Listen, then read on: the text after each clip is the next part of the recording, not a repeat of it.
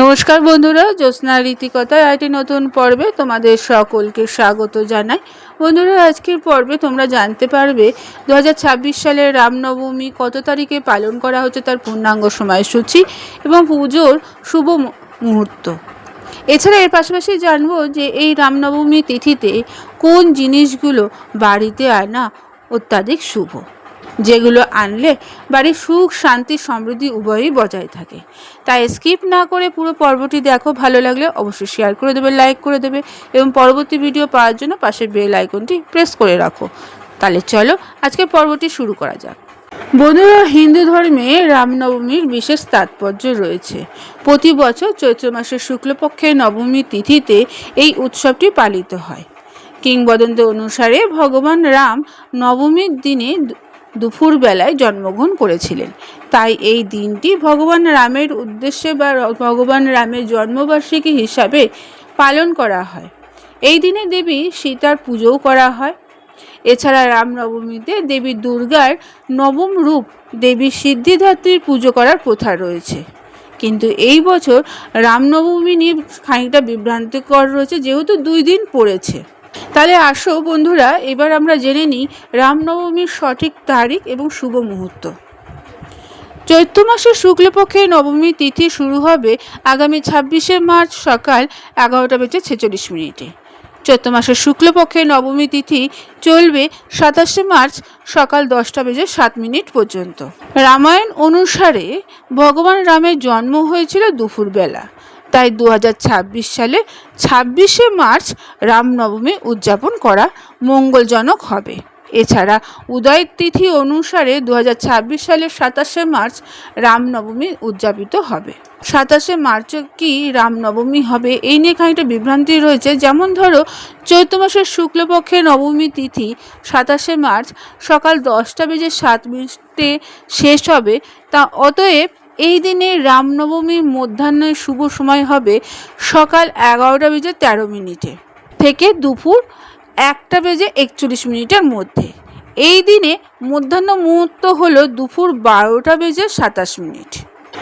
রামনবমী পুজোর শুভ মুহূর্ত থাকছে 26শে মার্চ। নবমী তিথিটি দুপুরে পড়ায় এই দিন রামনবমী পুজো করা হবে। এই দিনে রামনবমীর মধ্যাহ্ন শুভ সময় থাকছে 11:13 থেকে দুপুর 1:41 পর্যন্ত। এই দিনে মধ্যাহ্ন শুভ মুহূর্ত থাকছে 12:25 পর্যন্ত। এই রামনবমী উপলক্ষে বন্ধুরা অযোধ্যায় 2026 সালে 26শে মার্চ রামনবমী উদযাপিত হবে, কারণ সেদিন নবমী তিথি দুপুরবেলা থাকছে। বিশ্বাস করা হয় যে এই দিনে যথাযথ আচার অনুষ্ঠানের সঙ্গে পুজো করলে সুখ শান্তি সমৃদ্ধি উভয়ই বজায় থাকে। পৌরাণিক কাহিনী অনুসারে ভগবান বিষ্ণু ত্রেতা যুগে অধর্ম বিনাশ করার জন্য ধর্ম প্রতিষ্ঠা করার জন্য শ্রীরাম রূপে অবতার গ্রহণ করেছিলেন।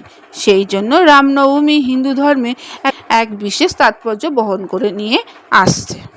বন্ধুরা, রামনবমী তিথিটি যেহেতু শুভ, সেদিক থেকে বাস্তুশাস্ত্র অনুসারে রামনবমীতে কয়েকটা জিনিস যদি তোমরা কিনে নিয়ে আসো, সেটাও শুভ ফলদায়ক হবে। রামনবমীর পুণ্যতিথিতে ঘরে নিয়ে আসলে এই জিনিসগুলো শুধু রামচন্দ্র নন, মা লক্ষ্মী, রামভক্ত হনুমান উভয়েরই আশীর্বাদ লাভ করা সম্ভব হয়। তাহলে আসো এবার আমরা জেনে নিই রামনবমী তিথিতে কোন কোন জিনিসগুলো বাড়িতে নিয়ে আসা খুব দরকার। যেমন ধরো, হলুদ কাপড় বা সোনা। বাস্তু বিশেষজ্ঞরা বলেছেন যে রামনবমীতে সোনা কেনা বিশেষ শুভ। এর ফলে মা লক্ষ্মীর আশীর্বাদ সংসারে সুখ সমৃদ্ধি উপচে পড়বে। সোনা কিনলে মা লক্ষ্মী সন্তুষ্ট হন। যদি সোনা কেনা সম্ভব না হয়, কারণ বর্তমান যুগে সোনার যে দাম রয়েছে সবার পক্ষে কেনা সম্ভব নয়, সেহেতু তোমরা হলুদ ধাতুর বোতলে একটি হলুদ রঙের কাপড় কিনতে পারো। রামনবমীতে হলুদ রঙের কাপড় কিনলে আর্থিক সংকট কেটে যায়, জীবনে উন্নতি ঘটে। দ্বিতীয়ত, হলুদ শঙ্খ। রামনবমীতে হলুদ শাক কেনা অত্যন্ত শুভ। হলুদ রঙের শাক কিনে তার ঠাকুরের আসনে রেখে দিতে হবে। হিন্দু ধর্ম অনুসারে শঙ্খধ্বনি ছাড়া পুজো অসম্পূর্ণ, তাই রামনবমীতে পারলে নতুন শাক কিনে ঈশ্বরের আশীর্বাদ লাভ করা সম্ভব হয়। তৃতীয়ত, হলুদ বা গেরুয়া পতাকা।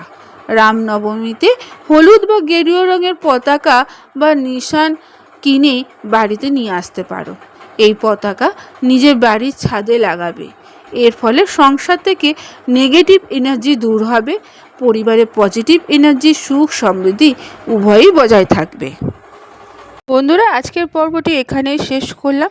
এতক্ষণ আমার ভিডিওটি দেখার জন্য ও শোনার জন্য তোমাদের অসংখ্য ধন্যবাদ।